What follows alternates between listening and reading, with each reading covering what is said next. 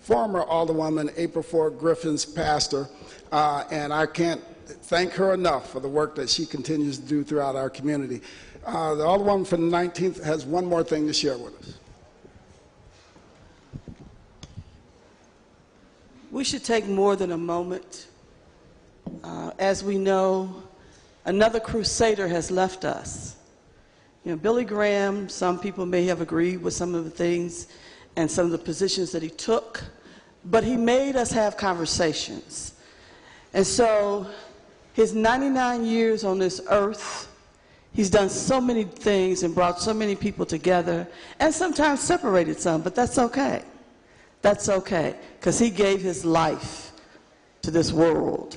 And I would like to ask all of us to take a moment of silence for him and his work, and most especially sending our most deepest sympathy and condolences to his family.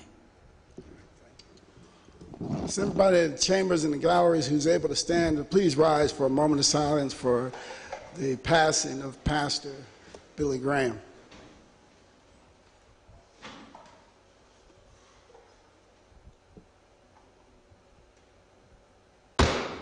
Thank you. Thank you. Thank you. It's been moved and seconded that we adopt our courtesy resolution calendar. All in favor signify by saying aye. Aye. Opposed? Motion carries. With that, we'll return to our regular order of business. Introduction of honored guests. Any introduction? Alderman from the 14th. President and esteemed colleagues, I'd like to have as my honored guest Mr. Demetrius Alfred and Nathan Lett from Firefighters Local 73. Ms. Sinette Magnus, attorney at law from Lewis Rice, and Clinton McBride, Laborers Union, and Megan McBride from Kelly Group. Alderman from the 19th.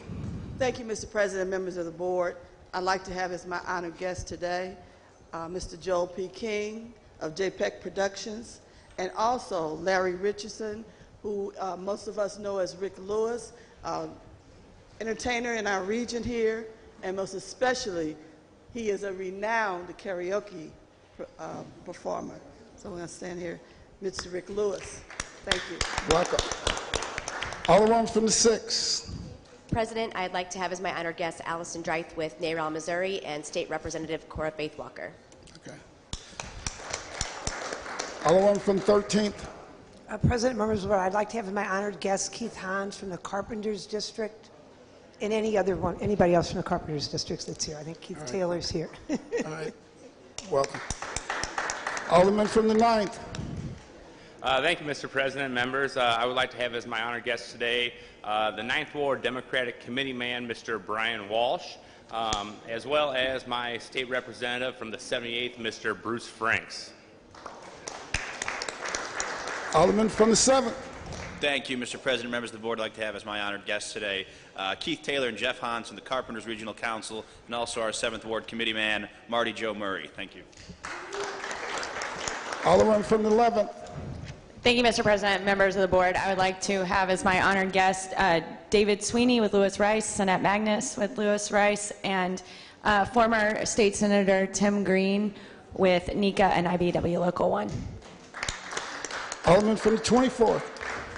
Thank you, Mr. President. Since it's crowded down here on the floor today, high up above us in the gallery is our friend Ken Franklin from Bi-State, and brand new, interning at Bi-State, going to Washington University, Mr. Brandon Stevenson. Welcome. Welcome. Alderman from the 3rd. Thank you, Mr. President. Would like to introduce as my special guest, Ms. Linda Primer.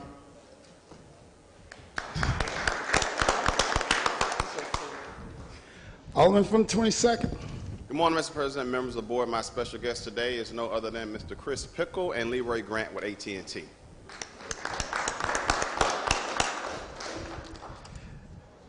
Any former state senator Tim Green, or someone did you? Good.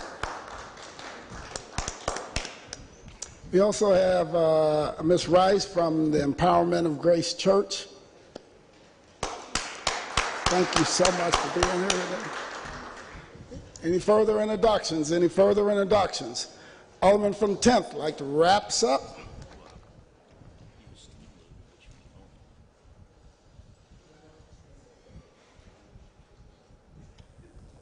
Sorry, the new guy was taking my spot over there. I had to go over. I woke up this morning and thought I was in Illinois. The governor was indicted, so I had to make sure where I was before I spoke today. Here we are on February 23rd. It was on this day in 1836 the siege of the Alamo took place. In 1945, the Marines put the United States flag on top of Mount Suribachi in Iwo Jima.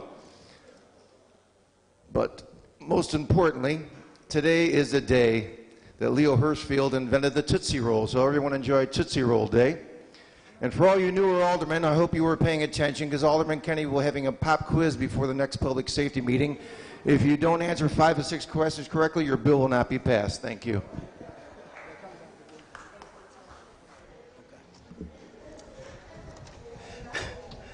Ms. Rice is also the liaison for the Uganda Parliament. She said they will be back again in April. So thank you for coordinating that every year. Let's give her one more big round of applause before we move on. Alderman from the 18th, you recognized on approval of the minutes.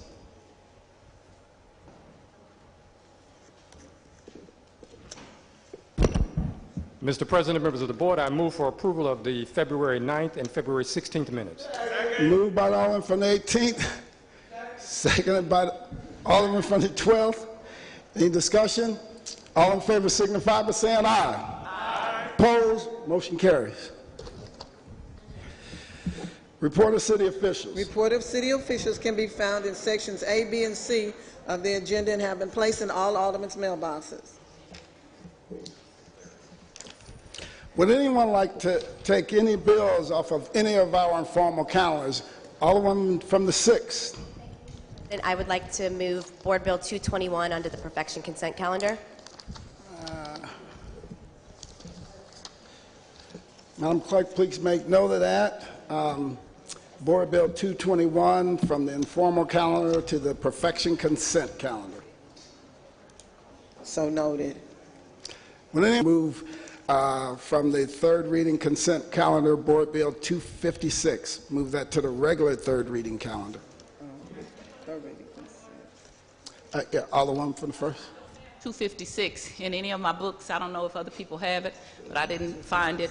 And also, which ones did the Alderman from the 17th just move to the consent calendar? 248 and 249. Well, where was that moved from? The informal calendar. Okay, let's see here before I'll say if I oppose or not.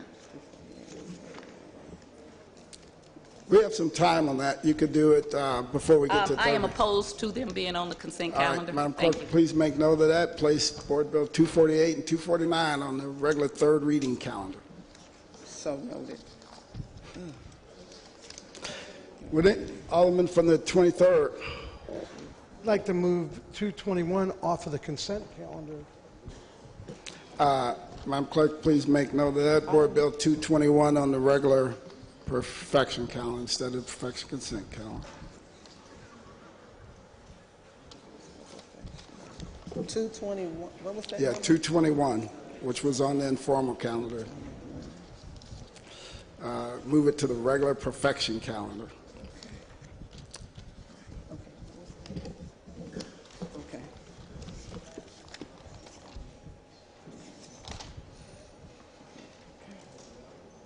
So you have 221 on the regular perfection calendars, 248 and 249 on the third reading calendar.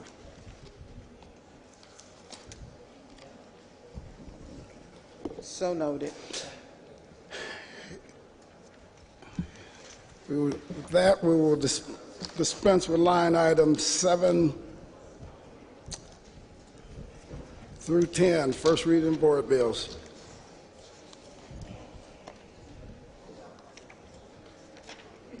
Board Bill 266, sponsored by Alderwoman Navarro, an ordinance approving redevelopment plan for 215 York.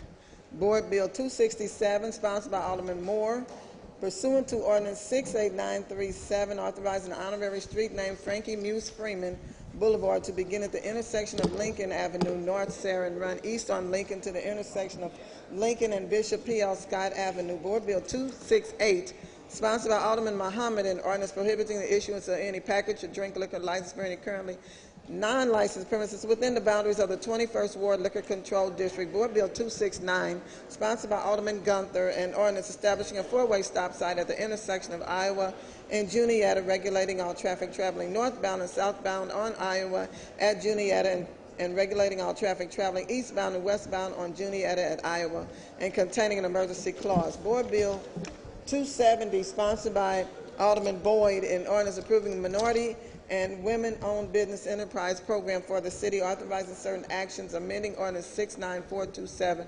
pertaining to the workforce inclusion by amending sections of the revised code of the city of St. Louis to increase percentage of goals for minority women and city residents, and to put in place a mandatory one-year disqualification penalty and liquidated damages for developers and contractors who fail to meet the goals, and containing a severability clause.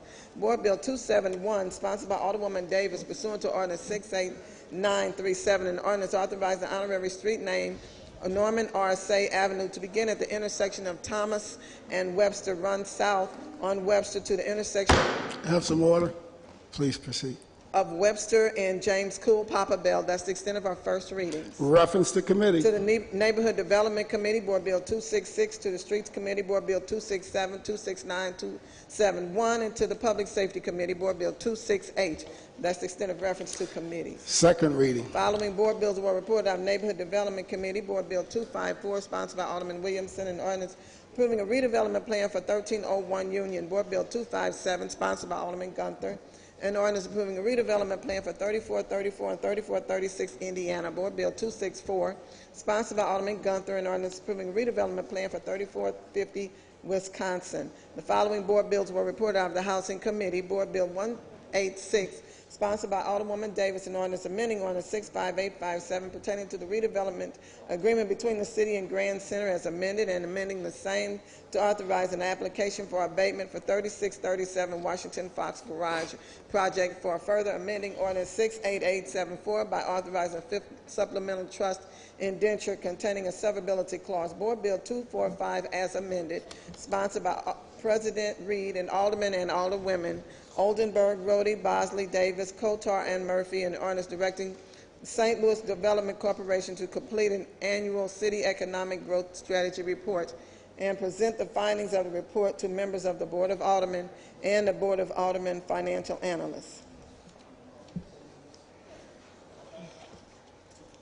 Board Bill 261, sponsored by Alderman Rhodey, and ordinance recommended by the Tax Increment Financing Commission of the city to amend the city Foundry St. Louis redevelopment plan and redevelopment project areas by amending the redevelopment plan by combining redevelopment project 2 and 3 to a new redevelopment project area 2, revising the boundaries between the redevelopment area and a new redevelopment area 2, changing the use in new redevelopment area 2 from residential to retail and office, revising the financing plan to remove tax abatement as an incentive in the redevelopment area 2, activating the new redevelopment area 2, establishing the City Foundry St. Louis RPA Special Allocation Fund, making findings with respect thereto, authorizing certain actions by city officials, and containing a severability clause.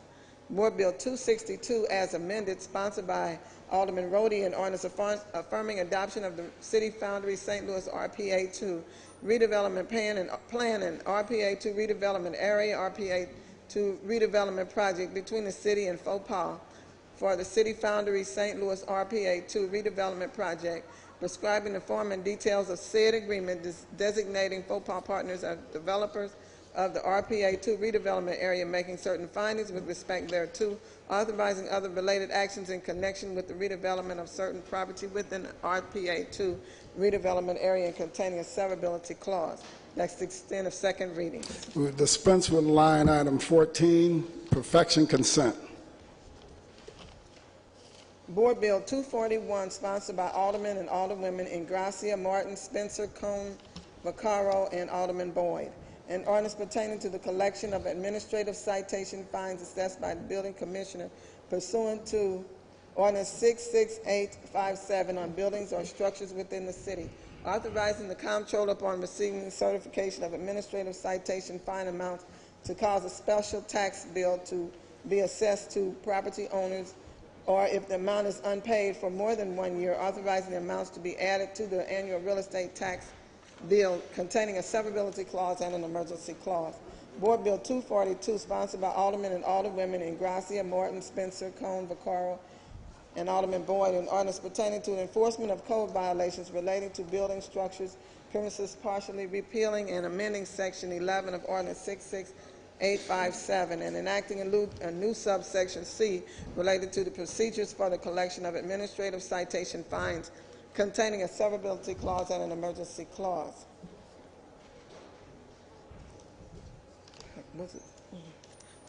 That's the extent of perfection consent. Alderman from the 18th, you recognize on the motion for the perfection consent calendar. Alderman from the 17th. Alderman from the 17th, you recognize on the motion for the perfection consent calendar. Mr. President, I move that we approve the perfection and consent calendar. Moved by the Alderman from the 17th, seconded by the Alderman from the 26th. Any discussion? All in favor signify by saying aye. Opposed? Motion carries. Board bills for perfection. Board Bill 34, Committee Substitute, sponsored by Aldermen and Alderwomen Ingracia, Spencer, Martin, Gunther, Green, and Cone. An ordinance facilitating safe passage to and from a healthcare facility and prohibiting activities near certain facilities containing a severability clause and an emergency clause. Alderman from the 6th, you recognize on the perfection of Board Bill number 34, Committee Substitute. Thank you, Mr. President. I move that we perfect Board Bill 34, Committee Substitute. Moved by the Alderman from the 6th. I entertain a second on the motion, seconded by the Alderman from the 15th. Any discussion? Thank you, Mr. President. This is a really important bill for public safety here in the city of St. Louis. A number of months back, continued calls for service to the Planned Parenthood Clinic on Forest Park Parkway had risen from 38 in 2015 to 73 in 2017. I sat down with the police captain of that district and the leaders of the escorts who let patients help patients access as volunteers because of the problems there. And we determined that the laws on the books, the police were not able to stop folks from impeding traffic. There are also other public safety issues with respect to the traffic when it gets stopped by some of the people who are protesting outside the Planned Parenthood Clinic. It backs up traffic on Forest Park Parkway. There's also been many calls for service for peace disturbances as well. And so I sat down with a wide variety of stakeholders from the ACLU, Planned Parenthood, NARAL, Missouri, activists from Black Lives Matter, Organization for Black Struggle, to make sure that we could tailor a bill that would legally protect First Amendment rights of demonstrators, but also balance the constitutional rights that people have, according to the U.S. Supreme Court, to access healthcare facilities free from harassment without being impeded, and be able to exercise the police powers that we have to ensure the safety of our residents here in the city of St. Louis. So with that, I would renew my motion. All right. We also want to recognize Frank Kilcullen. He's been on a long hiatus, but he's back with us. Let's just welcome him. Welcome, Frank. Any further? Alderman from the 23rd. President, members of the board, I stand opposed to this bill. Anytime we take away anyone's First Amendment rights, and this does that, because I'm pro-life, I will admit that, and that's what we're targeting here, but it does take away our First Amendment rights to be able to get our word out there. The same as, you never heard me rise against anything on the Stockley case because people have First Amendment rights. When we start to violate those rights, no matter what anyone says, no matter, well, it doesn't really matter. If it's a public safety thing, during that, we'll go back to Stockley, during that, the hospitals along Kings Highway were blocked. You never heard me speak out against any of this. This I speak out against because this is a direct violation. It'll end up in court, but this is a direct violation of not only my civil rights, but other people. And once we start playing with it, I will warn you that we'll continue to play, that we start taking away, we don't like this, let's make a buffer zone over here. Well, we don't like that, let's restrict that. We can have all this in court forever, or we can do the right thing and vote this thing down. It is not the right thing because, again, people that have an opposing position have that right under the First Amendment to voice their opinion and not from a distance. And I would encourage everyone to vote against this. All right, thank you. Alderwoman from the 20th. Thank you, Mr. President, members of the board. I want to make 2 points about this bill. This is more than a decision about, more than just a decision about a woman's right to choose. Planned Parenthood provides more services than just abortions. In fact, that's most of what they do is provide health services. In a state like Missouri, where we have refused to expand Medicaid, and we have a population where almost 30% of our residents live below poverty, Planned Parenthood is the only medical option for many of the women in our city. And they provide a very valuable service, from regular exams on a regular basis to not only women, but STD testing for men as well. And as you all know, we are the #1 city in the country for STDs. Planned Parenthood provides a very, very valuable service, and no one deserves to be harassed coming in to get those services. I want to make, the second point I want to make that's really gotten lost in the shuffle here is that this bill doesn't prevent counselors from talking to people coming in and out of Planned Parenthood.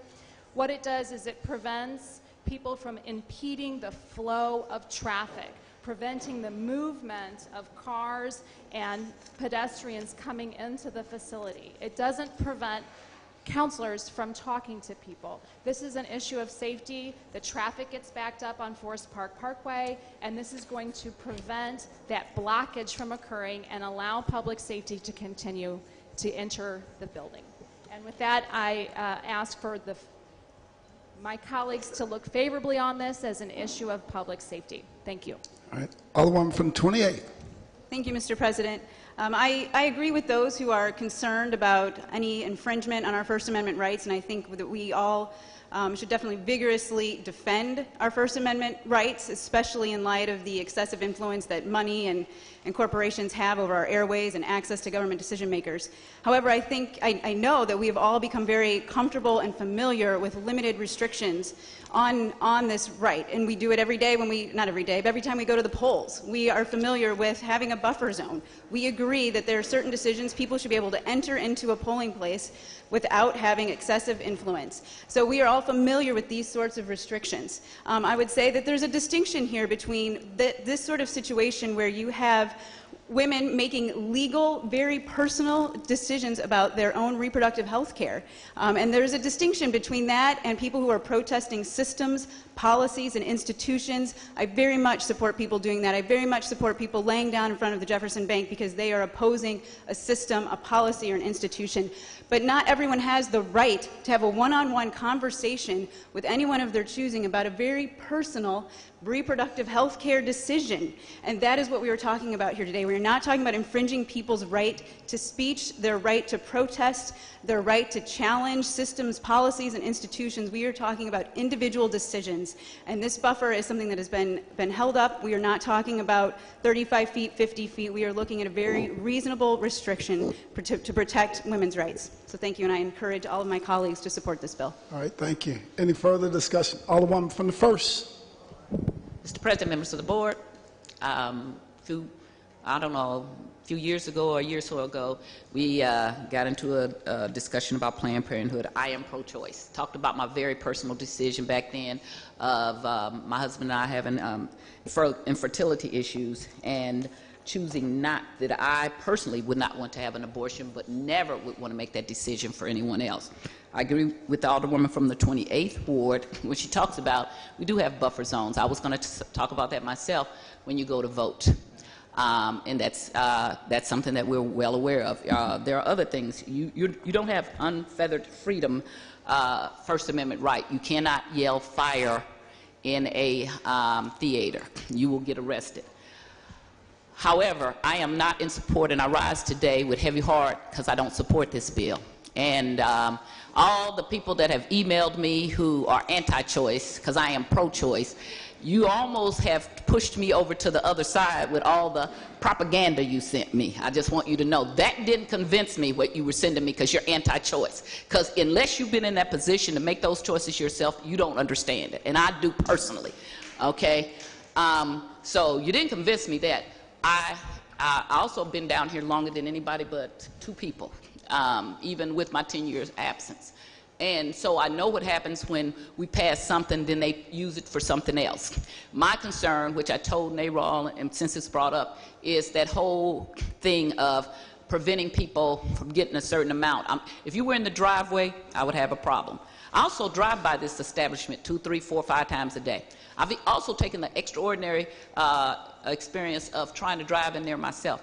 And I personally, and it's just my own personal thing, have never had any bad experience or saw anybody blocking people from having access to that facility. If I did, if they were standing in the driveway or something, I would be standing here saying something different. But that just has not been my experience. I was told, well, they tell people you have to sign up right here. And so I said, why doesn't Planned Parenthood put up a nice big sign saying that you do not have to sign up here, okay? That we don't have to make laws for everything. There are other ways to address it. So they have not convinced me that there is a need for this law. I'm also, even though you sat down with Black Lives Matter, I sat down with looking at my experience down here. They never got the cruising law passed when I was down here. I was the chair of public safety, and I've always opposed. They got it passed when I was gerrymandered and cheated. And the reason why is not that I wanted cruising, and it affected my neighborhood, but I didn't want picking and cherry picking of cruising. So they did cruising. They stopped it in Forest Park downtown. They still cruise up and down Natural Bridge. I knew that that was not really going to be the answer, so I opposed it. So when I stand here today as a pro-choice person and I say I'm not supporting this, you have not convinced me that it is needed and that it's something that we have to do. If then they come back after we pass this and say, well, okay, Black Lives Matter, so you can't come this close, or whatever else, you can't come this close, I have a problem with that. And you have to give me hard data. I got one email from one lady who really did touch me, who says she lives near that. But the problems that she talked about, the noise and stuff, if you move them 8 feet back, that's still going to be a problem.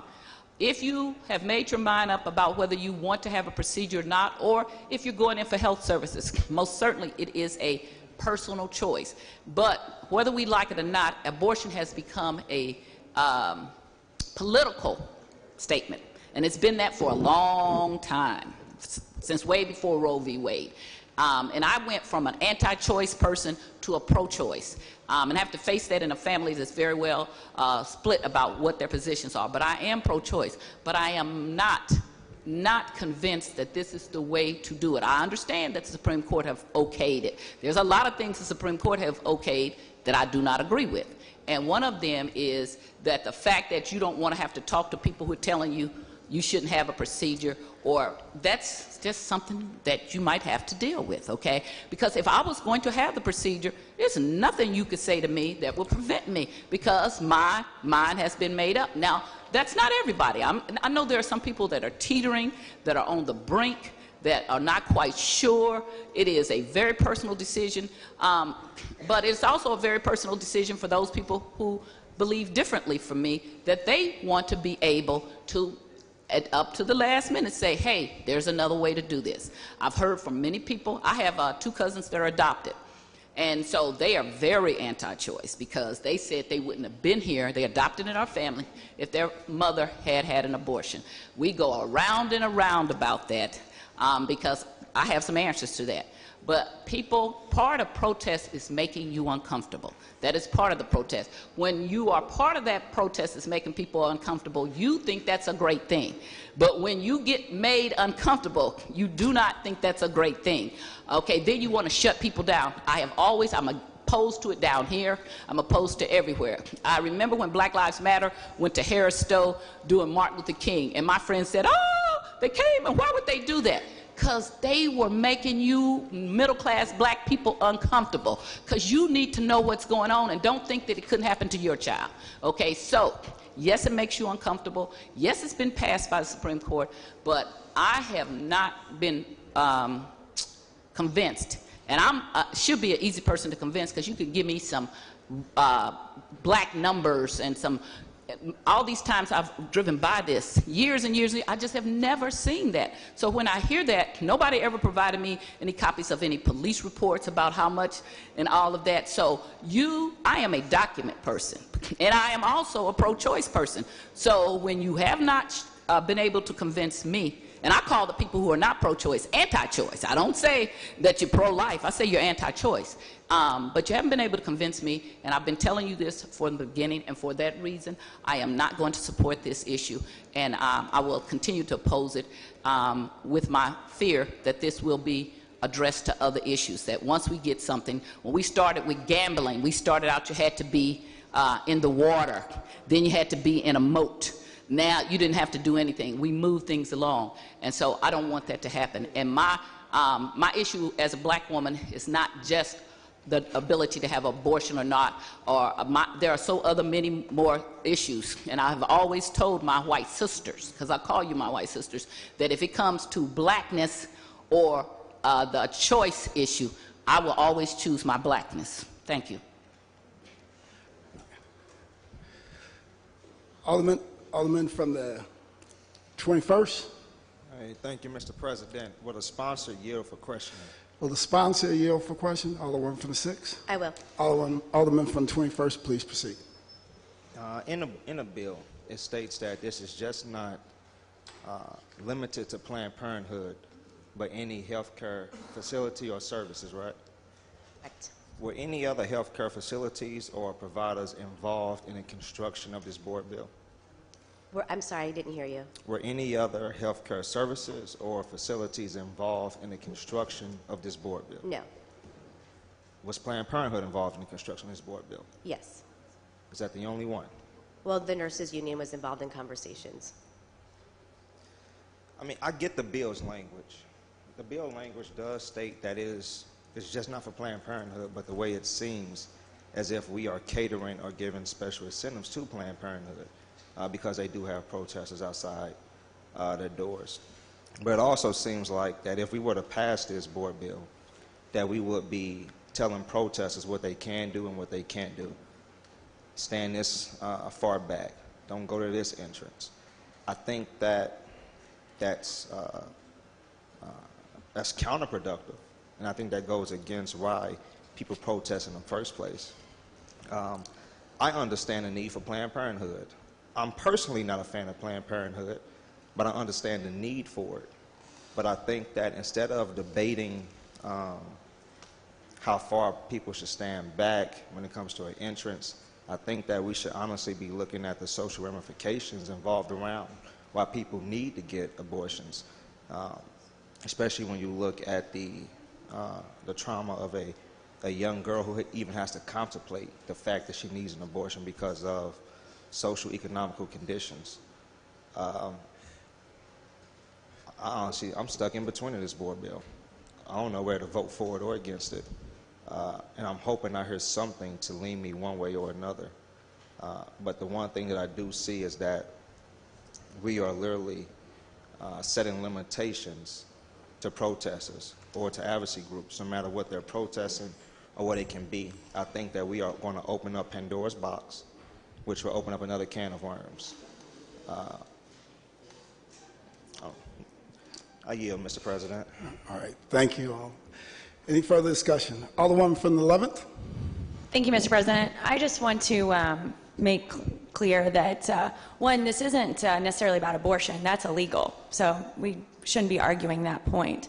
But also, we also are not talking about protesters. We are talking about people who believe they are self-anointed sidewalk counselors and that they have no medical background, but they think that it's acceptable to walk up to women who are going into Planned Parenthood for even well women exams. And they think that they know what's best. And they also falsely coerce women. They say that they're with Planned Parenthood, sign up here, or they say that they're medical professionals. That's not protesting. That's lying, and that's also a public safety issue. And I know other cities like Columbia, Missouri, they send their police officers over to cover Planned Parenthood because they see it as a public safety issue. So I don't necessarily think this is about actual protesting. This is about falsely coercing women, and that is a public safety issue. Thank you. All right, thank you. Alderman from the 24th. Thank you, Mr. President. I'd rise in support of this bill, and I would say I've been able to visit the doctor a few times during my life, and I've always been able to do so without anybody harassing me when I walk into the doctor's office. So I think for men, we ought to consider, not that men go to Planned Parenthood too, of course, but we ought to consider what that feels like to walk into a doctor's office and have somebody tell you, you're doing it wrong, you shouldn't be walking in there. It's never happened to me. I doubt it will ever happen to me. But hopefully, thanks to this bill, if I go to the doctor in St. Louis in the future, I know it won't happen to me. So thank you. All right, thank you. Any further discussion? Alderman from the 19th.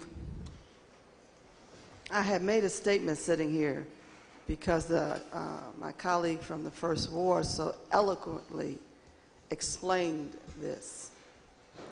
But then when I hear a statement that gives the idea to the public that we're trying to prohibit people from standing at the door of the doctor's office, trying to talk to someone and talk them out of a procedure or process that they believe is good for them, is just sending the wrong message. First of all, the people are not inside the Planned Parenthood facility. Secondly, if you are in a car and you don't want to talk to somebody, you just drive forward. The last part about this is, I want people to have as much information as possible. I'm pro-choice, but at the end of the day, we need a Planned Parenthood. We also need other information so that people can make decisions for themselves. It may be just one simple thing that took them in that direction. But if they find out that that can be solved for them, and then they could go and have their baby and have assistance, there are resources for them, they should have that information. If anything, we need to make sure that we set something up out there with all kinds of brochures about every kind of agency that can help you all over this country. So at the end of the day, when you take something like this, and you know we've been down this road before, ended up in court, lost, city had to pay for some more nonsense. So where we are again is, why bring another burden to a situation that has already been solved in federal court? We've already lost in our Supreme Court with issues with this. There's an interference level on anything that you do in life. There is an interference level that we all cope with every day, no matter what decision we are making or what action we are trying to take. And it is even more perverse now because of social media, the internet systems, and everything else. They tell me when I drive up to the drive-up, when I drive off, thank you for buying a hamburger. Well, let me take back hamburger because I'll eat hamburger. But they tell me, thank you for buying something, and give me a coupon to tell me to come back. They're coercing me, trying to make me continue to come back to their establishment. But what are you going to do about it? We are interfaced with people and information everywhere we go because somebody is trying to either bring you to their way of thinking and or get you to buy something from them or just simply let you know that they exist. We're going too far. We're just going too far. And I tell you right now, I'm going to have to vote against it. And the majority of my public, all these emails I've been receiving, they're saying for me to vote no. So I will vote no on their behalf. Right. I've talked to all my neighborhood organizations. I will vote no on their behalf. Right. Thank you. All right, thank you. Alderman from the 15th. Thank you, Mr. President, members of the board. I rise in support of this bill today, and I'll be honest, I was torn at first when we started having these conversations. As somebody who definitely, has been engaged within the protest movement, who definitely supports free speech rights. But where we are right now is we have two constitutionally protected rights that are at odds. We have the constitutionally protected right to free speech, and we also have the constitutionally protected right to access a legal medical service without interference. Last session, I was the sponsor of Board Bill 203, which is a reproductive health non-discrimination ordinance. In crafting that bill, I had the reason to go to Planned Parenthood on many occasions. I also use services at Planned Parenthood. And it was on many occasions that, and I'll be honest, the first time that this happened to me, I was really confused what was happening. I pulled up and there was a sign there and a group of people, and it said check in here. And so I thought, okay, Planned Parenthood has a new level of security here, because this was right after there had been the shooting at a Planned Parenthood, I believe it was in Oklahoma.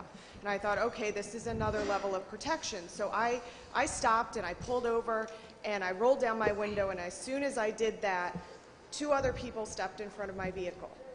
And as soon as they started speaking, I started realizing that, okay, these aren't folks from Planned Parenthood who are talking to me. These are folks that are trying to get me to not be able to access the facility who are talking to me.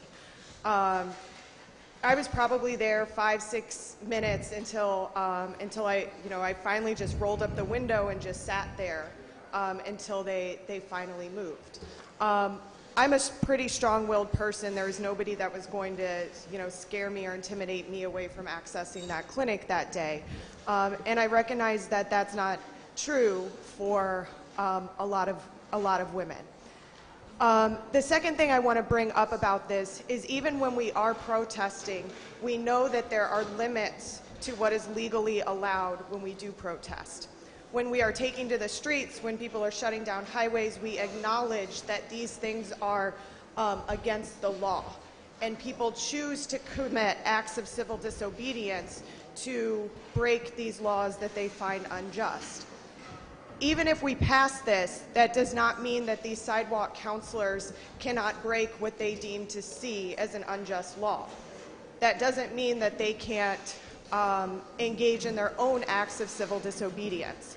But what this will do, I think, is provide a small enough buffer that cars can get through, that folks won't be intimidated when entering the facility, and that we're finding that balance between a constitutionally protected right to free speech and the constitutionally protected right to access a legal medical service. Any further discussion? Any further discussion? Alderman from the 23rd. I've listened to all of everything. I agree with the alderwoman from the 1st Ward. This will open up a Pandora's box, because the minute we start doing this, saying 8 feet, then we'll start making it 8 feet from any driveway, can't block anything. This is going to open up a bigger mess than they're trying to fix. And I also agree that protests are meant to cause intimidation, to make people think, I had asked Alderman Bosley, I said, what did you guys feel like you accomplished during the Stockley things? I didn't really see a lot. And he said, it was just getting the word out there. It was trying to, did they accomplish a lot of whatever? All they were trying to do was bring a light to something. The minute we start regulating any smallest amount of people's rights to be able to express themselves, yes, I agree with the alderwoman from the 1st, it's intimidating. But I don't know of anybody that called me and said, gee, you know what, I couldn't get in there. I have actually received a couple emails from people that chose not to have an abortion that were happy that they went that route. And the people that are out there, for the most part, are very quiet, very prayerful. There are people that get out of line. I don't disagree with that. There were people that got out of line during the Stockley protest, but that wasn't part of the protesters.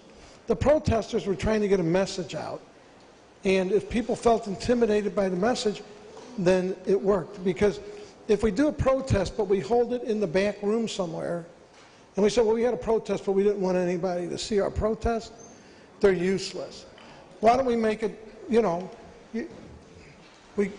once we start this, and I guarantee you I will introduce similar legislation that says, you know, the fines on here are like $200, 90 days in jail. You get warned on the first time. Let's do that on the protest. Put them in jail for 90 days. You want to see this place get protesters out here? We can't do that. We need to give people their right to their opinions. Whether you agree or you disagree with that opinion, it doesn't matter. And again, I agree 100% with the Alderwoman from the first when she said protests are meant to be intimidating. Yes. And it's also meant to get a message out. And again, I think that if we vote this thing in, first off, it's going to end up in court anyway, but if we vote this thing in, we open up a Pandora's box for even more, because we could point to this and say, well, if these rules go for that, these kind of fines go for these kind of protests, then we'll start setting up buffer zones all over the city saying if you violate that, it's a $200 fine. It's 90 days in jail. That's what this one says. And the minute we do that, we're going to open this up for a lot of buffer zones and a lot of people spending 90 days in jail for only expressing their First Amendment rights. And I'll sit down and shut up, but this one really bothers me. All right. Alderman from the 25th. Thank you, Mr. President. I look forward to the day that the alderman from the 23rd actually does sit down and shut up. I'm joking, Joe. But no, I rise today in support of this bill. You know, I think that you know, I've been an activist for most of my adult life. As someone who had to struggle to come to terms with their own identity, you know, that's a mark that forever leaves its impression on you. And as such, you know, it was a call to activism in general. And so social justice became a very big part of my DNA at a very early age. Because of that, I do have to share a story, if I might be afforded the personal privilege here. But a very dear friend of mine, who, neighbor, constituent, recently passed away. She actually had a medical procedure done before Roe v. Wade happened. So, you know, as a young woman, she had a situation with a crisis pregnancy, if you can call it that. But for her to seek assistance, any kind of medical assistance, she was not able to find a physician that wanted to even remotely talk to her about, you know, this type of a procedure. What ended up happening to her was she went into a home, someone's basement, never met a nurse, never met a doctor, never even knew their names, and had an exceptionally invasive procedure performed on her because of the, you know, medical condition that she was in at the time. And so I tell that because I think it's important, you know, since it becomes a topic of discussion. You know, Roe v. Wade happened for a reason. Roe v. Wade, you know, is the law of the land. It's important to recognize a woman's right to do with her body as she needs to do in many cases for health purposes. I also say that because, you know, since Roe v. Wade has been passed, the state of Missouri has addressed a lot of the concerns that you all are talking about. You know, the state of Missouri has a 72-hour waiting period for abortions. 72 hours. So someone has to have a counseling session and a patient visit, and then they have to wait from that period another 72 hours before coming back to the exact same location, to the exact same doctor, to have this procedure performed. 72 hours. that they get to think about what's going to happen, about how this impacts their life. Not that they didn't already have that 72 hours beforehand. You know, I think in many cases when folks make the decision to actually move forward with this, you know, life decision, that they don't come to it lightly. You know, it's not an easy decision. And so, you know, I think that it's important to recognize that there are waiting periods in place for folks to consider. People just can't walk into a Planned Parenthood and have a procedure done. Also, Planned Parenthood underneath state law is mandated to provide counseling on all options that are afforded their patients when it comes to abortion services. All options, not one, all.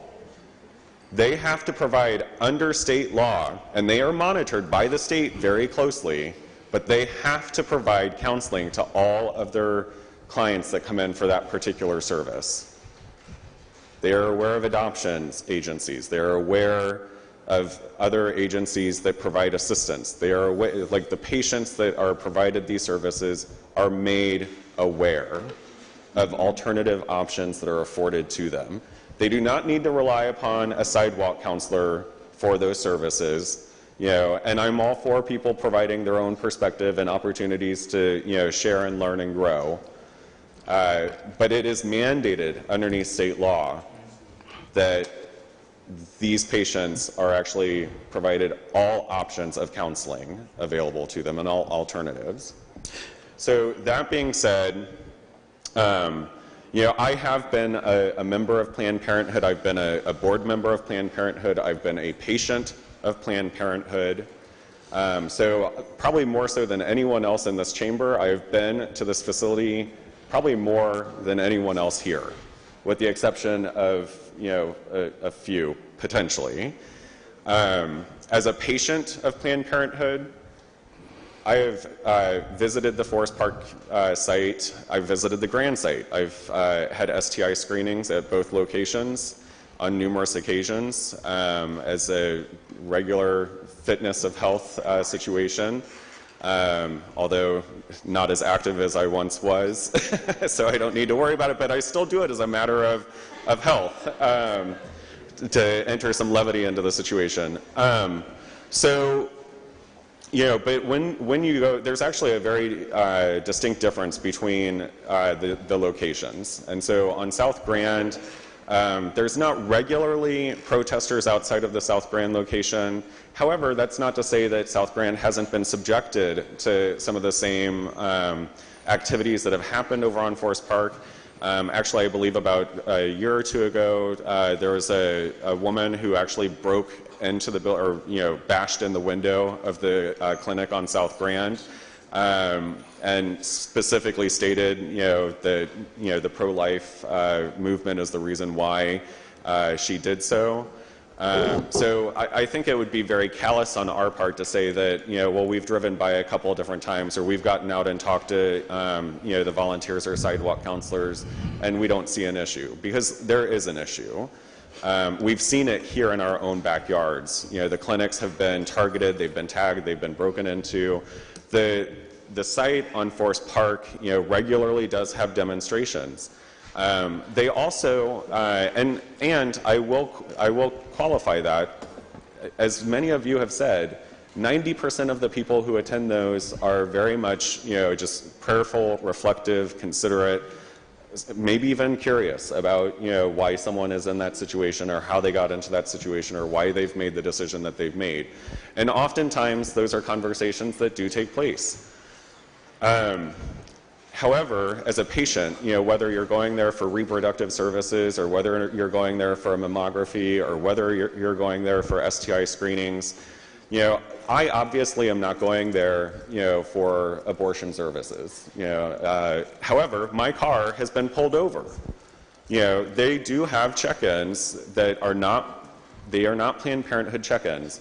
And the reason why Planned Parenthood doesn't have a check-in out there is because they don't want to confuse their patients.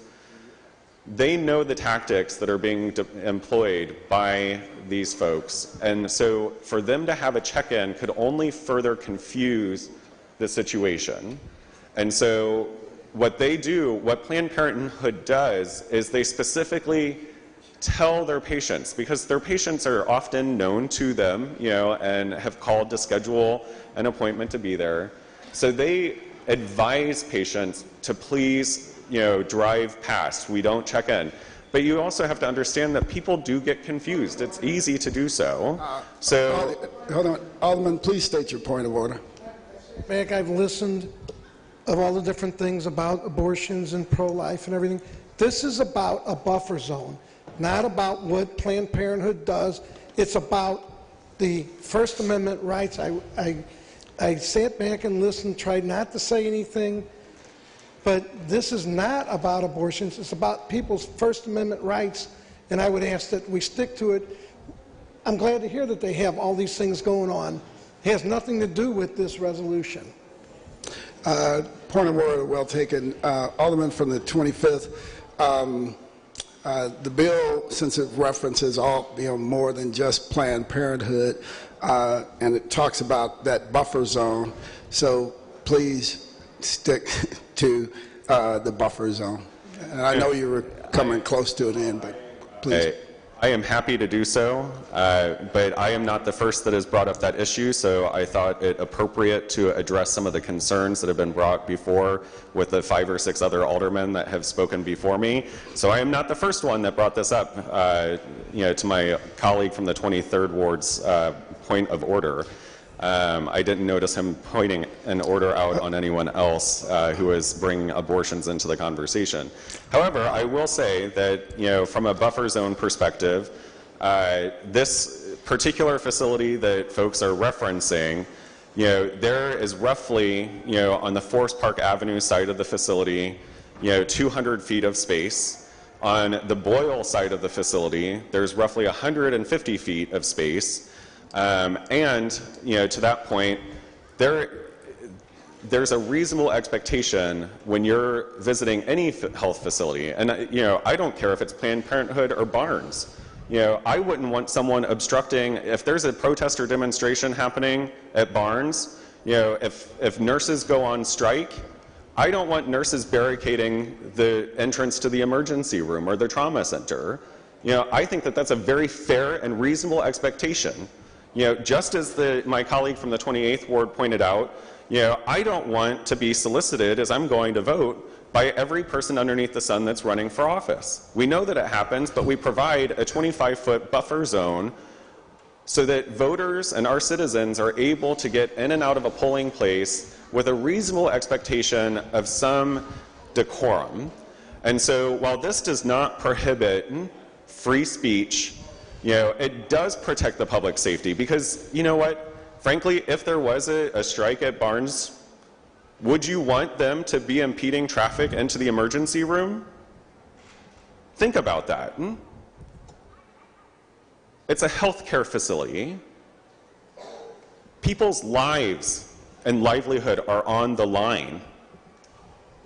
Do you want to restrict access if there's a protest? I don't think that that's a reasonable or fair expectation. So if there's one reason to support this bill, let it be that. Thank you. All right, thank you. Alderman from the 14th. Mr. President and esteemed colleagues, I rise against this bill. I think that it is something that will impede the right to free speech. If it hadn't been for those protesters at the Jefferson Bank back in 1963, do you think that we would have the body we have before us today, the diversity we have on this Board of Aldermen? I think that we need to walk very carefully. I think that as we move forward with this, I think that maybe we should put signs at the exits of the highway. We need a 10-foot buffer zone. It annoys me when somebody walks up and taps on my window and asks me for money. It annoys me when I'm coming out of the grocery store and a clipboard's thrown in front of my face to sign for an initiative petition. Why can't we have buffer zones everywhere? It seems also, as I recall back last fall when the Stockley protests were going on, there was some concern about the access to emergency care at Barnes Hospital when those protests were going on. Why can't Planned Parenthood just put up a sign, a simple sign that says, proceed to the inside to sign in? This, to me, is a slippery slope that we're proceeding on, and we are looking toward inhibiting the right of free speech for all people, not just those people that are in front of Planned Parenthood trying to get their message out. I don't think this is something that we want to take up on an isolated basis. If we do this, I think we should have an access to how do we set these up for everywhere. Why don't we set them up at Schnucks? Why don't we set them up at Shop and Save? I get tired of being approached, people asking me for money or to sign this or to sign that or to buy Girl Scout cookies. I don't think that's quite the way I want to live my life. But at the same time, do they have the right to speak? Yes, they do. That's ensured by the First Amendment of our U.S. Constitution. And I think that if once we start poking that bear, we're going to look for a whole lot more coming back at us, and also some more laws to prohibit Planned Parenthood from carrying out their mission. So I don't really think this is something we want to delve into. Thank you. All right, thank you. Any further discussion? Alderwoman from the 1st. Mr. President, members of the board, the alderman from the 25th brought up something that I had not thought of, and I was wondering if he would yield. Alderman from the 25th will yield to questions to the Alderwoman from the 1st. Absolutely. Alderwoman from the 1st, please proceed. Thank you. First of all, I want to say this is why I love debate, because you just cannot think of all the issues. And so when we all get up and we have discussions about things, there are things that come up. You made a point about that this is I know everybody wants to make it all about abortion. Again, if you all don't know, I'm pro-choice. Okay. But you talked about what we want to have an emergency to the hospital block. Do they have emergency patients that actually go to the facilities there? Do you know that? I wouldn't say that it would be considered an emergency. So generally the patients that are coming there have already received counsel. Well, I mean, not generally. They do receive counseling 72 hours in advance. And so, you know, if there is a medical situation that is in critical, you know, those patients would either be transported over to BJC or would have been referred to BJC before any type of procedure would have occurred. So then I assume the answer is pretty much no, they don't have emergency patients, right? Correct. Okay. And the other question I wanted to ask you is... But to address the board bill itself, that was the point that I was making with that, this would apply to other hospitals and not just the facility on Forest Park Avenue. So this board bill covers all healthcare facilities in the city of St. Louis, which would cover the emergency room at BJC. This board bill covers all healthcare facilities? Yes. Is that what, I need to look at that again. Okay, that's why I say again, so I need to reread that. The other thing is, can you tell me why, since you sat on the board, why they wouldn't just put up a sign, say to proceed in, or why couldn't they put up a sign? And I'm familiar with the one on South, because I lived South St. Louis for a number of years. I'm familiar with both facilities. Why couldn't there be a sign saying proceed in, you don't need to sign in outside or something? So Planned Parenthood as an organization has taken many steps from if you want to call it infrastructure perspective to ensure that, patient safety is always paramount for them. But so is their staff. Their staff actually doesn't park in that location. I know where they. I know. I'm familiar. And so some of our colleagues during the committee hearing actually brought up, well, I went to go talk to some of them, and they wouldn't, respond back. Planned Parenthood's policy is that staff is not supposed to engage in conversation with protesters that are out there. But I'm not asking for staff. I'm asking why couldn't there be a sign? And things that they have done, they obviously they put the fence around it, and they have had signs out. And as I mentioned, when patients call to schedule appointments, for whatever reason, they advise patients to drive beyond that barrier. Okay. So. So I went by there yesterday 3 or 4 times. I'm looking for a sign that says, point blank, proceed to the inside to sign in, or you do not have to sign in outside, or it is not our policy to sign in for this facility outside. In fact, I know of no medical facility where it is their policy for you to stop and sign in, okay? I've been going to doctors for 61 years, and at no point we had to sign in outside. So I don't think that's a reasonable expectation for almost anyone to think that they would have to sign. I wholeheartedly agree. Okay. However, when you have a volunteer approaching your vehicle in an orange or yellow vest that says volunteer, So or they staff, are working. What I'm saying is that they're outworking us. When I hear this, that makes me want to put on another green vest and go out there and volunteer at Planned Parenthood to say, you don't have to do this. And that's exactly what volunteers at NARAL do. They walk patients, from their car into the facility. We do have volunteers that meet patients at their vehicle Right. and walk them in. But there's nothing really that prevents them from putting up a sign saying you don't have to. No, and I'll be more than happy to relay that back to them as well. Okay, thank you very much. That's all the questions I have. I want to say my gut, and I'm going to reread this thing again because, again, the Alderman brought up something that I may have missed about all facilities. My gut is hurting as I stand here opposing this because I was 17 years old when Roe v. Wade got passed, and I know how hard the sisters in the struggle pushed for this right. And that I know the Alderman from the 23rd doesn't want to hear about it, but people had abortions with hangers and everything else. And I remember how hard it is. And I know that there has been a pushback from the other side to get rid of this right. But Roe v. Wade has been legal for 44 years now. And I want it to remain legal. So I don't want to do anything that undermines that. And I also want to say to the young people who are out here for this that I respect what you're doing. I just differ on an issue. But you keep up the fight, whether this passed or not. Please keep up the fight. And like I said, after I've heard what you said, it is incumbent upon me, if I'm opposing this, to get out there. And that's what I'm going to do, and put on me a different color vest and say, because I think you have to outwork people. When you go to vote, yes, even though we have the 25-foot buffer, guess what? When you get out your car, I have my people out there at your car saying, hey, hey, hey, hey. So the buffer zone does not stop people from approaching you, even at the polls, okay? It just moves it away from it. But I feel really bad that I can't support this at this point. And so I'm going to take it incumbent upon myself that I'm going to do something proactive, but I still don't, you have not convinced me, and I cannot support this. And I would suggest that Planned Parenthood put up a sign saying that you don't check in outside. And really, I don't think it's reasonable that people should expect that they should. But just to make sure that I'm doing something positive, I will get out there myself and start volunteering. Thank you. All right. Any further discussion? Alderwoman from the 19th. Very quickly, I'd just like to share a couple of things. It just so happened last night I was sitting next to the president of BJH, and we were talking to the community about their concerns for health care. We were also talking about how they could improve their communications to the public and what services are provided.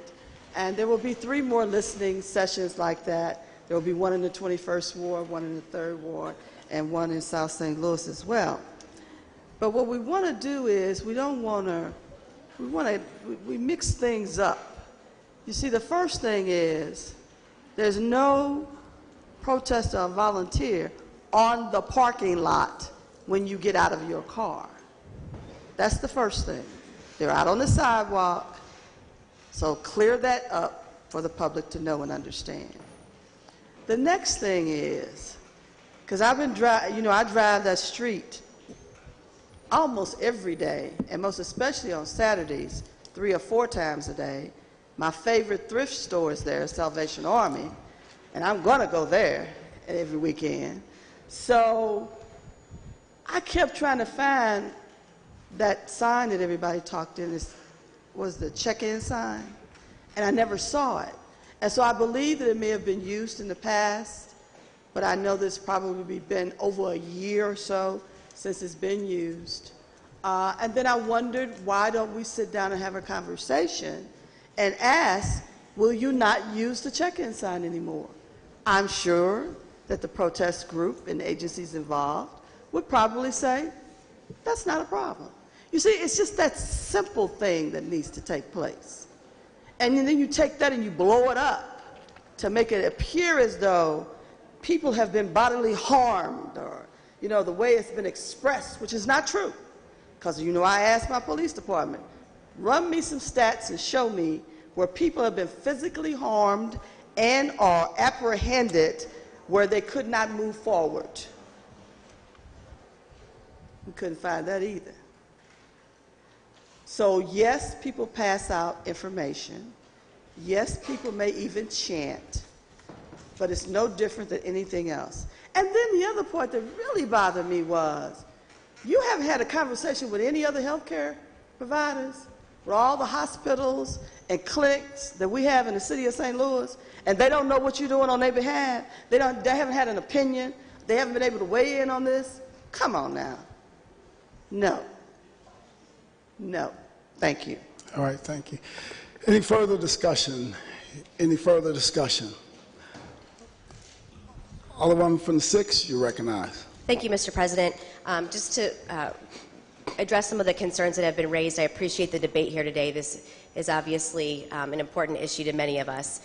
If there were not problems occurring at the Planned Parenthood clinic on Forest Park Parkway, I would not be here today. Planned Parenthood has tried for quite a while, including when our own president of the board was the 6th Ward Alderman, to address the concerns. Everything that they've done to date has not worked to ensure patient safety. Jimmy Edwards, the police chief, the police captain, and the officer who is assigned to the community improvement or the community policing in that area are all in support of this bill because they know that there are problems there to the tune of 73 calls for service last year for impeding the flow of traffic. They're not able to stop. There are people standing in the middle of the driveway. There are people reaching into people's cars. There are definitely problems.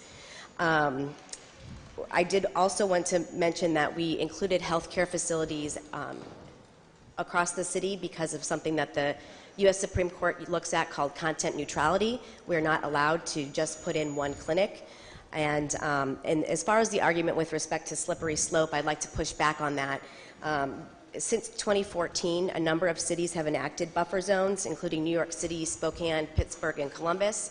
Subsequent to those laws being introduced, there has been nothing introduced or tried to push back on any other forms of demonstrating or protesting. So I'm requesting that my colleagues understand the importance for public safety. Want to remind everybody that yes, we do need to protect First Amendment rights, but there are other constitutional rights that we've discussed here today that need to be balanced. And so I would urge you to vote in favor of this bill today. All right, thank you. It's been moved by the Alderwoman from the 6th that we perfect Board Bill number 34, Committee Substitute. Madam Clerk, please call the roll. Alderwoman Tyus, Alderwoman Middlebrook, Alderman Bosley,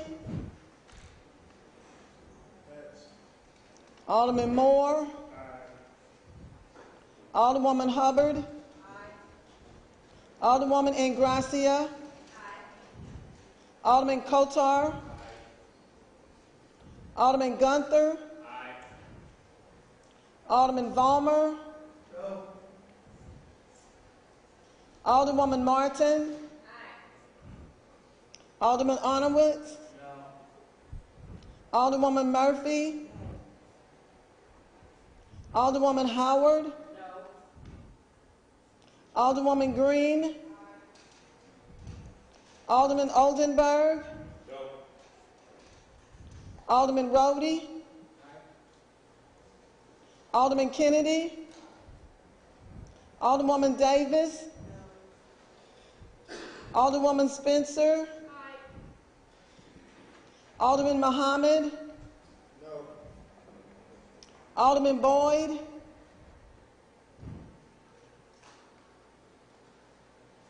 Alderman Vaccaro, Alderman Ogilvie, Alderman Cone,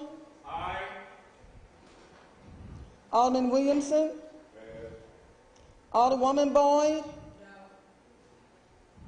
Alderwoman Navarro, President Reed, No. Alderwoman Middlebrook, Alderman Bosley,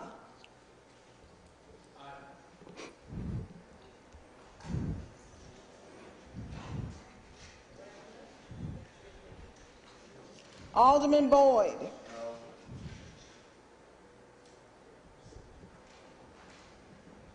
Alderman Williamson.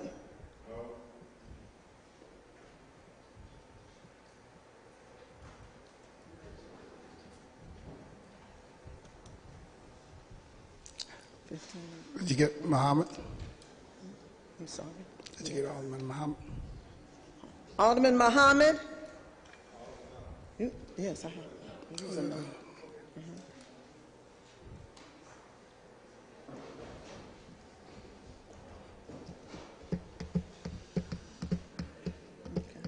I got 15. 15 aye votes, 13 no votes. By a vote, you sustain the motion from the Alderwoman from the 6th and perfected Board Bill number 34, committee substitute. Board Bill 191,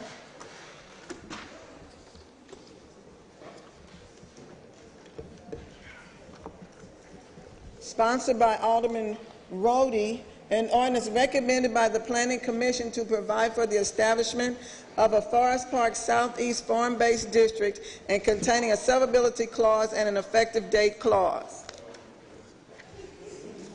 Alderman from the 17th, you recognize on the perfection of Board Bill 191. Yes, Mr. President. I move for perfection of Board Bill. Well, we have a committee substitute, so I need to move for the Yeah, you did first. bill, Yeah. So it's been moved by the Alderman from the 17th and entertain a second, seconded by the Alderman from the 10th. Alderman from the 17th, you have a floor substitute. Yes, Mr. President, I'd like to make a motion that we approve a floor substitute. The floor substitute is... Introduce the floor substitute. Yes. It's been moved by the Alderman from the 17th that we introduce a floor substitute to Board Bill number 191. Entertain a second on that motion. I'm asking. It's been moved, seconded by the Alderman from the 10th. Alderman from the 17th is the floor substitute for Board Bill 191 on everyone's desk. It is my understanding that it was supposed to be put on everyone's desk. Is it on every? It's the big. Yes. All right. All right. Please proceed, Alderman. Yes, Mr. President, members of the board. This board bill is for what we refer to as a form-based code. This will be the second one in the city. First one was in the Central West End. I like to describe the form-based code as a means of becoming proactive in our economic development and our development of our neighborhoods by having presenting a clear picture or shared vision for a neighborhood that can then be shared with developers who are interested in building in the area and developing in the area. And we had the hearing on this before the HUD's committee. We had some minor adjustments to make on it, which we're now incorporated in the floor substitute, and at this point I would like to move that we approve or perfect the floor substitute. Not perfect, just for the introduction. Any further discussion on the introduction of floor substitute for Board Bill 191? Madam Clerk, please call the roll. Alderwoman Tyers. Alderwoman Middlebrook. Alderman Bosley. Alderman Moore. Alderwoman Hubbard. Alderwoman Ingracia. Alderman Kotar. Alderman Gunther. Alderman Vollmer. Alderwoman Martin. Alderman Arnowitz. Alderwoman Murphy. Alderwoman Howard.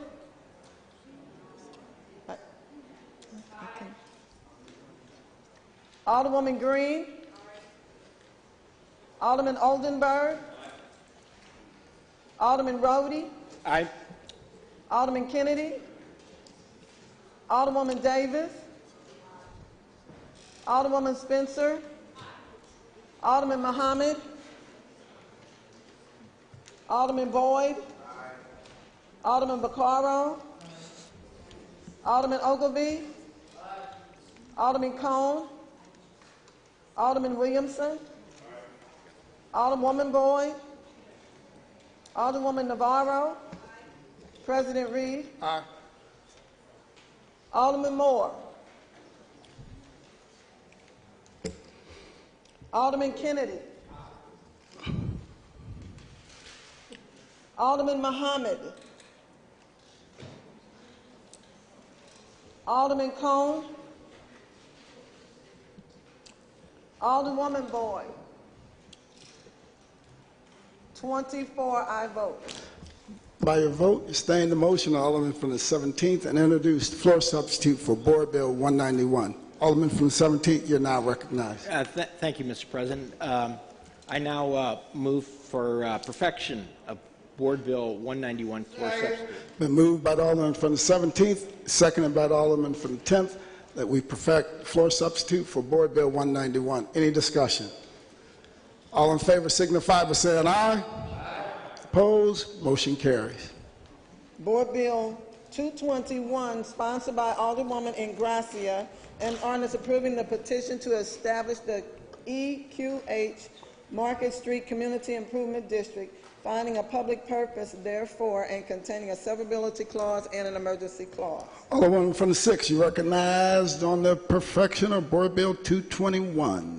Thank you, Mr. President. Board Bill 221 creates a community improvement district for a Fairfield Inn Hotel downtown at the former site that Harry's Restaurant occupied. It was a nuisance property for quite a while and is now vacant.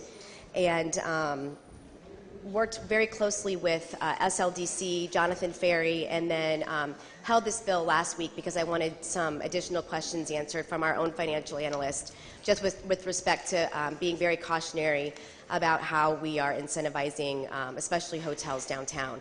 At the same time that this board bill started working its way through the system at SLDC, we've passed downtown 3 different hotels with 15 years of 100% tax abatement, and I think this is a much more balanced and effective way to ensure that this hotel project is able to happen but is not negatively impacting taxpayers and has a definitive time. It will create 30 full-time jobs and 15 part-time jobs because of the developer working with the SLDC folks. We are able to ensure that they do their hiring through Slate. They have to adhere to the living wage, and they're required to also adhere to MBE, WBE requirements. So I would urge my colleagues to vote for this today. All right. Alderman from the 23rd. Once again, we're back to what we were a week ago. This particular one is a CID, Community Improvement District. This is a CID of only one building. This means the taxes collected on that one building can be spent on that one building. It's not a community. When a community becomes one building, that becomes a problem. And have we done this in the past? Yes. But all the time, we keep on giving all these incentives. You know, I'd like to make my house a tax abated. It said this is also being tax abated. It's got this crazy, it's being sold to LRA, and then LRA is going to lease it back to them, to give back to them, so that when they buy the stuff, it's no taxes generated. Again, a CID stands for Community Improvement District. That doesn't mean one building.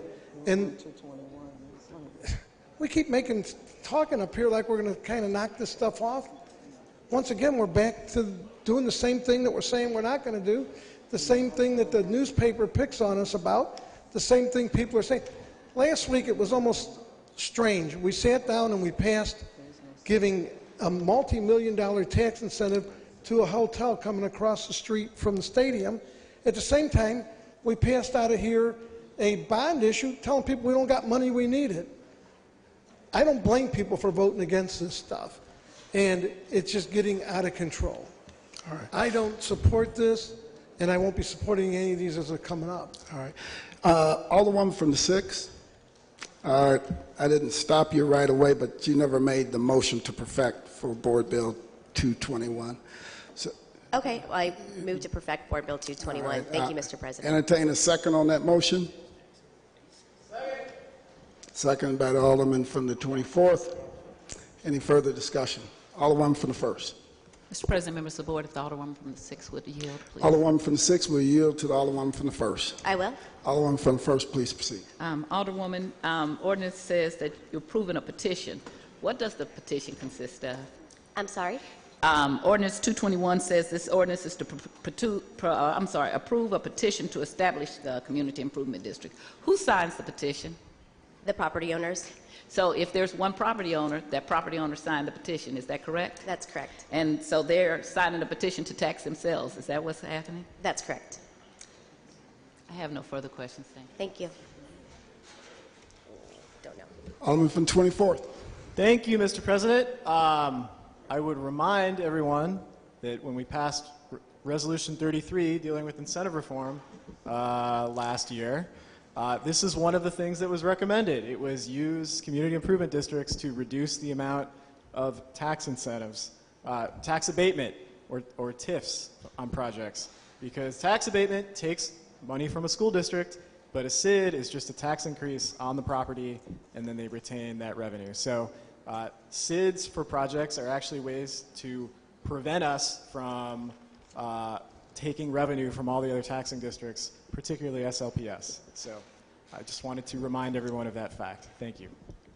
All right, thank you. Resolution 33 passed unanimously. I'd also like to remind everyone of that fact. All right. Any further discussion? Alderman from the 23rd. Just, this one has both tax abatement and a SID. So it actually has both. Any further discussion? Any further discussion? Alderwoman from the 6th, you recognize the close. Thank you, Mr. President. I renew my motion. It's been moved by the Alderman from the 6th, seconded by the Alderman from the 24th, that we perfect Board Bill number 221. All in favor signify by saying aye. Opposed? You have to be fast. You have to do it before I put the vote. Opposed? You also have the opportunity to enter it into the journal, a description of your vote if you want your vote noted to be no. By your vote, you sustain the motion of the Alderman from 6 and perfected Board Bill 221. Next extended board bills for perfection. Third reading consent. Board bills 251, 252, 253, 256, 244, 246, 207, 172, and 210. Alderman from the 18th, you recognize on the motion for the third reading and consent calendar. Mr. President, members of the board, I move for adoption of third reading consent calendar. Moved by the Alderman from the 18th, seconded by the Alderman from the 10th. Any discussion? Madam Clerk, please call the roll. Alderwoman Tyus. Alderwoman Middlebrook. Alderman Bosley. Alderman Moore. Alderwoman Hubbard. Alderwoman Ingracia. Alderman Kotar. Alderman Gunther. Alderman Vollmer. Alderwoman Martin. Alderman Arnowitz. Alderwoman Murphy. Alderwoman Howard. Alderwoman Green. Alderman Oldenburg. Alderman Rhodey. Alderman Kennedy. Alderwoman Davis. Alderwoman Spencer. Alderman Muhammad. Alderman Boyd. Alderman Vaccaro.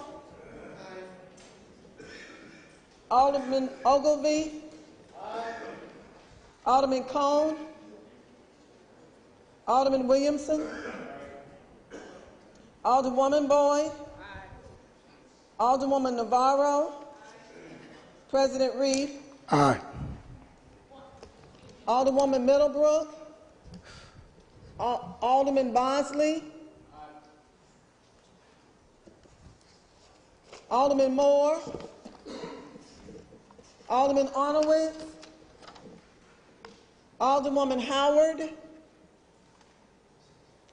Alderman Muhammad.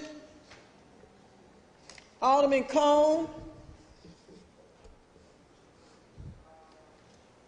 22 I vote. By your vote, sustain the motion. Alderman from the 18th, third read and finally passed the aforementioned bills. Alderwoman from the 1st. President, I got down that we said 256, which I asked to be taken off. Is that? Absolutely. That's on the regular third reading. Okay, because that wasn't 256? That wasn't in that package? All right, thank you. No. All right, thank you. Third reading, report of engrossments. Board Bill 248, sponsored by Alderman Rhodey, an ordinance recommended by the Board of Estimate and Apportionment authorizing and directing the issuance and delivery of one or more series of tax increment revenue notes for St. Louis Innovation District RPA 3 redevelopment project, Series A, B, and Series C in the aggregate principal amount not to exceed $18,400,000 plus cost of issuance and containing a severability clause. Alderman from the 17th, you recognize on third reading and finally passage of Board Bill. Yes, Mr. President, I move that we third read and finally pass Board Bill number 248. It's been moved by the Alderman from the 17th, seconded by the Alderman from the 10th. Any discussion? Any further discussion? It's 248. All right. It's been moved by the Alderman from the 17th, seconded by the Alderman from the 10th, that we third read and finally pass Board Bill 248. Any Alderman from the 17th, recognize close. I renew my motion. Madam Clerk, please call the roll.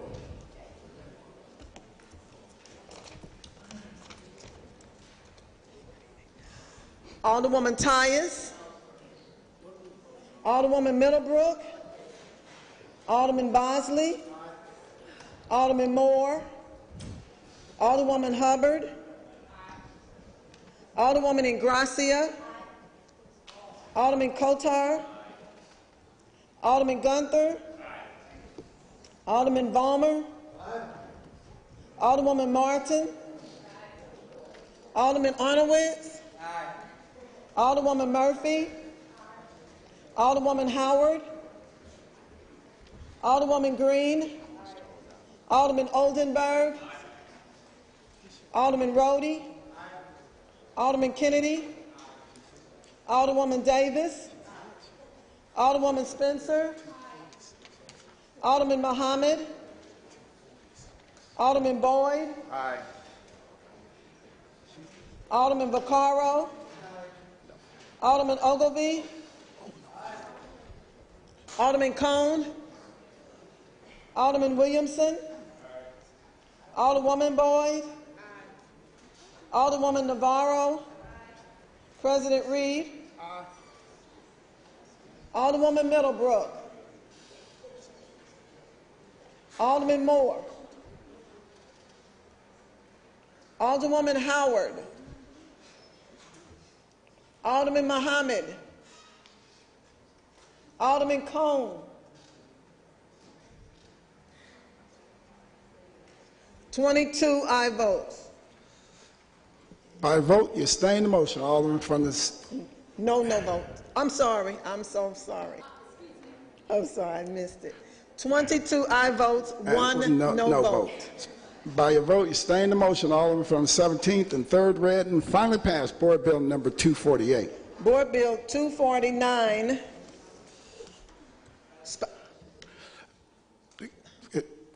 Board Bill 249, sponsored by Alderman Rhodey, and ordinance adopting and approving redevelopment projects for redevelopment project area 3 as described in the amended and restated St. Louis Innovation Tax District. Increment financing redevelopment plan, adopting tax increment financing within the redevelopment project area 3, establishing the RPA 3 account of St. Louis Innovation District Special Allocation Fund, and containing a severability clause. Alderman from the 17th, you recognize on third reading final passage of Board Bill 249. Yes, Mr. President, I move that we third read and finally pass Board Bill number 249. Moved by the Alderman from the 17th, seconded by the Alderman from the 10th. Any discussion? There's been a request for previous roll. Hearing no objection, motion carries. Board Bill 256, sponsored by Alderman Boyd, an ordinance pertaining to the City of St. Louis Parking Commission and the administration and use of the parking meter fund. Alderman from the 22nd, you recognize on third reading and final passage of Board Bill 256. Thank you, Mr. President. Members of the board, I move for third reading and final passage of Board Bill 256. Been moved by the Alderman from the 22nd, seconded by the Alderman from the 10th. Alderman from the 22nd, please proceed. Yes, Mr. President, members of the board, this is a simple bill that says if the courts rule in the city of St. Louis' favor on the parking commission, then the parking division will be governed under city code, which is chapter 17. Any further discussion? Any further discussion? It's been moved by the Alderman from the 22nd, seconded by the Alderman from the 10th, that we third read and finally pass Board Bill number 256. Madam Clerk, there's been a request for. Madam Clerk, please call the roll. Alderwoman Tyus, Alderwoman Middlebrook, Alderman Bosley, Alderman Moore, Alderwoman Hubbard, Alderwoman Ingracia, Alderman Kotar, Alderman Gunther, Alderman Vollmer, Alderwoman Martin, Alderman Arnowitz, Alderwoman Murphy, Alderwoman Howard, Alderwoman Green, Alderman Oldenburg, Alderman Rhodey, Alderman Kennedy, Alderwoman Davis, Alderwoman Spencer, Alderman Muhammad, Alderman Boyd, Alderman Vaccaro, Alderman Ogilvie, Alderman Cone, Alderman Williamson, Alderwoman Boyd, Alderwoman Navarro, President Reed. Aye. Alderwoman Middlebrook, Alderman Bosley, Alderman Moore,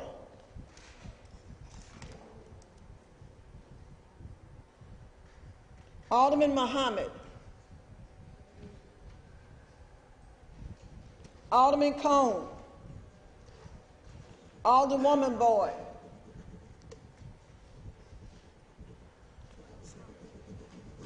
Alderwoman Howard, 17 aye votes, 4 no votes. By vote, you sustain the motion of the Alderman from the 22nd and third read and finally passed Board Bill number 256. That's the extent of third reading, report of engrossment, and final passage. Report of enrollment. Board Bills 251, 252, 253, 256, 244, 246, 207, 172, 210, 248, and 249. All other business being suspended, the President shall in open session affix his signature hereto to the end that these may become law.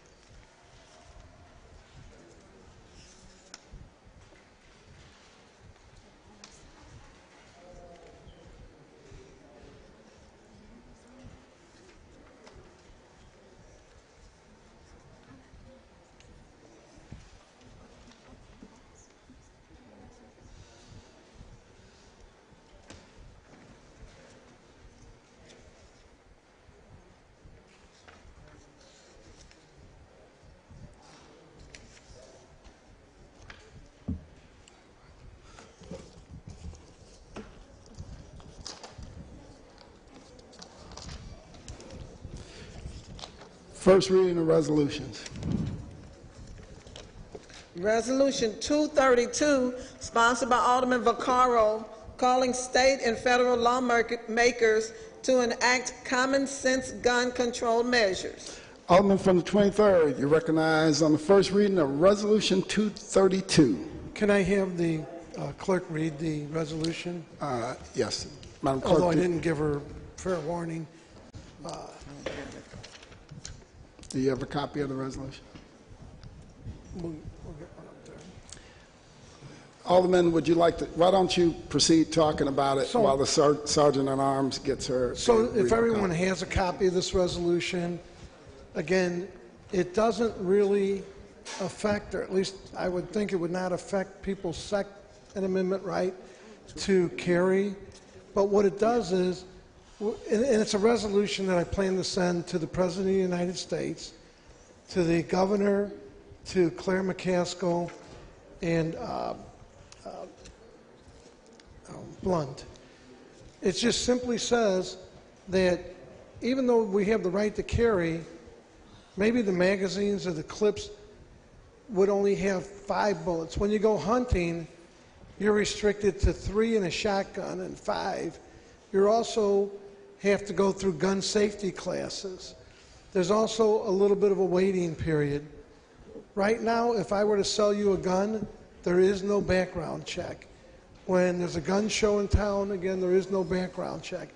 These are simply just, it's a resolution simply asking them to consider some measures to kind of hold back on this. And after it's read, I would like it referred to legislation to further discuss it. So you want to move? I do want to move it to legislation, but I wouldn't mind if it was read so we can. Okay, it's been moved by the Alderman from the 23rd that we send Resolution 232 to the Legislation Committee and entertain a second on that motion. Seconded by the Alderman from the 22nd. Alderwoman from the 20th, please state your objection. It's in the packet. There's a packet of resolutions and it should be in the back. It's kind of buried toward. Yeah. So it's been moved by the Alderman from the 23rd. Entertain a second on that motion again. Seconded by the Alderman from the 22nd that we assign Resolution 232 to the legislation. Any discussion? All in favor signify by saying aye. Opposed? Motion carries. Madam Clerk, do you have Resolution 232? Yes, sir. Please read Resolution 232. Resolution 232, calling state and federal lawmakers to enact common sense gun control measures. Whereas United States Congressional Research Service defines public mass shooting as one in which 4 or more people other than the gunman are indiscriminately selected and are killed or injured by the gunman at the same general location and time.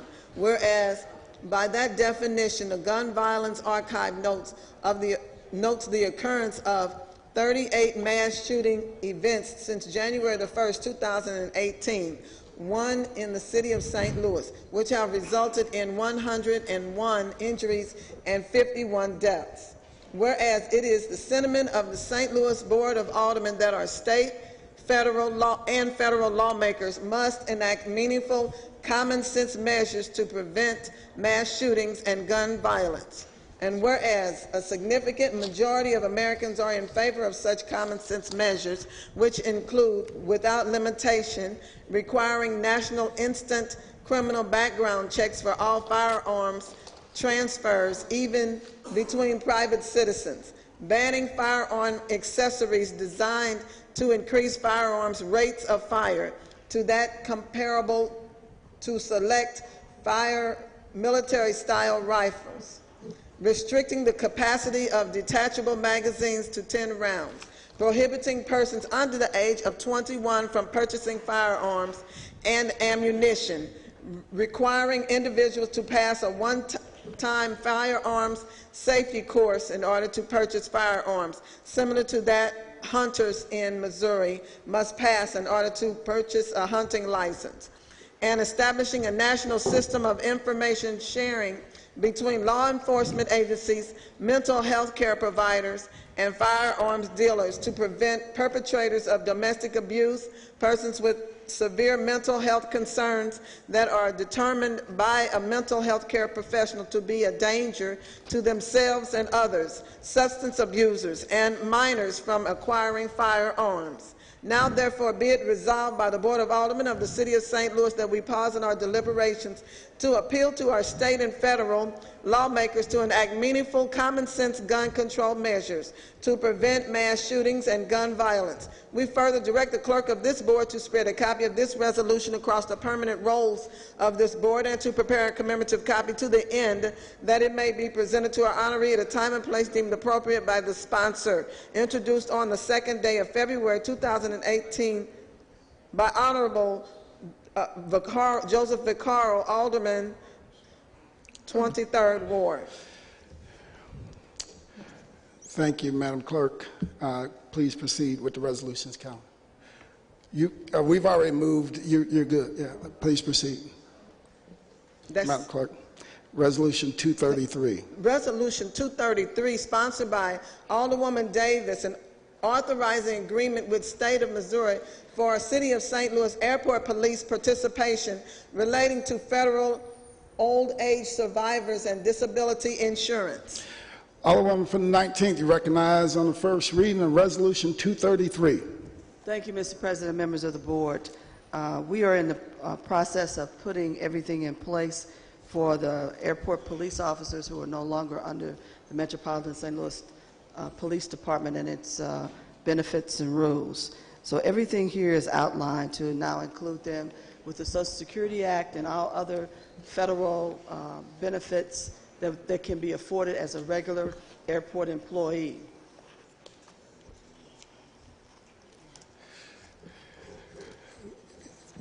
Any further discussion? Any further discussion? Would you like to request unanimous consent, or would you? I would like to move for unanimous consent on this resolution number 233. Hearing no objection, please proceed. Make a motion to adopt. I'd like to make a motion to adopt resolution number 233. Moved by the Alderman from the 19th. Entertain a second on that motion. Seconded by the Alderwoman from the 13th. Any further discussion? All in favor signify by saying aye. Opposed, motion carries. That's the extent of first reading of resolutions. We dispense with line item 22, miscellaneous unfinished business. We have none. Announcements. Tuesday, rules meeting at 10 a.m. in the Leisure Room. Health and Human Services Committee meeting at 9:30 in the Leisure Room. Wednesday, housing meeting at 9 a.m. in the Kennedy Room. Friday, full board meeting, 10 a.m. in the chambers. That's the extent of my announcements. Alderman from the 18th. Any further announcements? Any further announcements? Alderman from the 18th, you recognize on the motion to excuse. Mr. President, I believe all members were present. Excellent. You recognize on the motion to adjourn.